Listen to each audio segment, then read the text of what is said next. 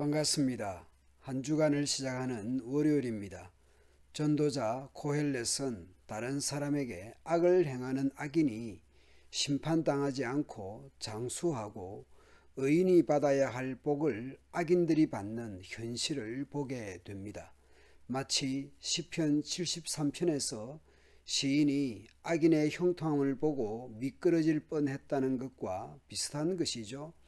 전도자는 이런 현실들을 보면서 하나님의 섭리가 무엇일지 자신의 지혜로는 알 수 없다고 말합니다. 전도자는 세상에서 벌어지는 모든 것을 살펴보았습니다. 이 세상에는 권력 쥔 사람 따로 있고 그들에게 고통받는 사람 따로 있음을 알았습니다.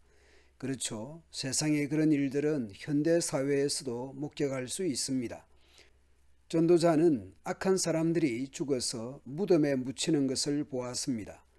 그런데 문제가 있었습니다. 사람들이 장지에서 돌아오는 길에 그 악한 사람들을 칭찬하는 것입니다. 악을 악이라 하지 않고 칭찬하고 있는 것이죠.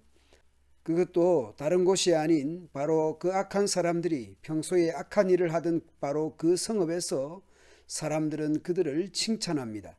그 악인들이 죽은 뒤에라도 악하다고 해야 하는데 그렇지 않은 것이죠.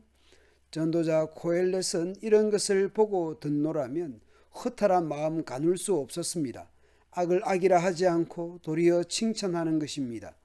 사람들은 왜 서슴지 않고 죄를 짓는가? 바로 악한 일을 하는데도 바로 벌을 내리지 않기 때문이다. 전도자는 악한 일을 하는데도 바로 벌이 내리지 않기 때문에 악인을 장례한 후에도 악인에게 대해 칭찬한다는 것입니다. 인과응보에 즉 잘못한 것에 대한 응분에 합당한 보응이나 벌을 받아야 하는데 그렇지 않으니 잘못에 대해 감각이 없어지는 것이죠. 사람들은 말합니다. 개혁개정에서는 전도자도 알고 있다는 것으로 번역합니다. 하나님 앞에 경건하게 살면서 하나님을 두려워하는 사람은 모든 일이 다 잘 되지만 곧 의인의 형통인 것이죠. 악한 자는 하나님을 두려워하지 않으니 그가 하는 일이 잘 될 리 없으며 사는 날이 그림자 같고 한창 나이에 죽고 말 것이라고 합니다. 곧 악인이 망한다는 것이죠. 종합하면 권선징악입니다. 그런데 현실에서 악한 사람이 100번 죄를 지어도 여전히 살아있는 경우를 보는 것입니다.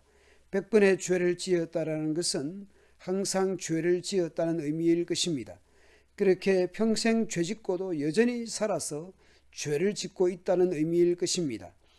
악한 사람은 사는 날이 그림자 같고 한창 나이에 죽는다고 했지만 현실에서 그렇지 않은 경우를 보는 것입니다. 실제적으로 의인과 악인의 보상과 벌이 어떻게 됩니까? 악한 사람이 받아야 할 벌을 의인이 받는가 하면 의인이 받아야 할 보상을 악인이 받습니다. 사필 규정이니 권선징악이니 하는 것이 현실에서는 무시되는 것 같습니다. 이것을 보고 전도자는 어찌 헛되다고 말하지 않을 수 있겠는가? 의롭게 살려고 하는 것이 무의미해지고 마는 것입니다. 그래서 전도자는 어떻게 하라고 합니까? 전도자는 생을 즐기라고 권하고 싶다는 것입니다. 그래도 인생을 포기하면 안 되는 것이겠죠? 사람에게 먹고 마시고 즐기는 것보다 더 좋은 것이 세상에 없기 때문이다. 그래야 이 세상에서 일하면서 하나님께 허락받은 한평생을 사는 동안에 언제나 기쁨이 사람과 함께할 것입니다. 내가 마음을 다하여 지혜가 무엇인지 알고자 하였을 때에 그리고 땅 위에서 밤낮 쉬지도 않고 수고하는 사람의 수고를 살펴보았을 때에 하나님이 하시는 모든 일을 두고서 전도자가 깨달은 것이 있습니다. 그것은 아무도 이 세상에서 이루어지는 일을 이해할 수는 없다라는 것입니다. 그 뜻을 찾아보려고 아무리 애를 써도 사람은 그 뜻을 찾지 못합니다. 혹 지혜 있는 사람이 안다고 주장할지도 모르지만 그 사람도 정말 그 뜻을 알 수는 없는 것입니다. 오늘 전도서 본문을 보면서 의인 욥을 생각해 봅니다. 에스겔 선지서에도 노아, 다니엘, 욥을 3대 의인으로 증거합니다. 욥은 하나님께서 인정하시는 의인이었습니다. 욥과 같이 온전하고 정직하여 하나님을 경외하며 악에서 떠난 자는 세상에 없었습니다. 그러나 욥이 당한 그 엄청난 시험과 고난들은 권선징악으로는 설명할 수 없었습니다. 때로 우리의 이성으로는 충분히 이해하기 힘든 그런 일들을 보거나 경험하게 됩니다. 그저 피조물된 인간으로서 우리 자신의 한계를 인정하며 살아갈 수밖에 없을 것입니다. 그렇다고 자포자기하거나 될 대로 되라 하거나 운명에 맡기거나 할 수는 없을 것입니다. 우리는 선하게 살려고 노력해야 할 것입니다.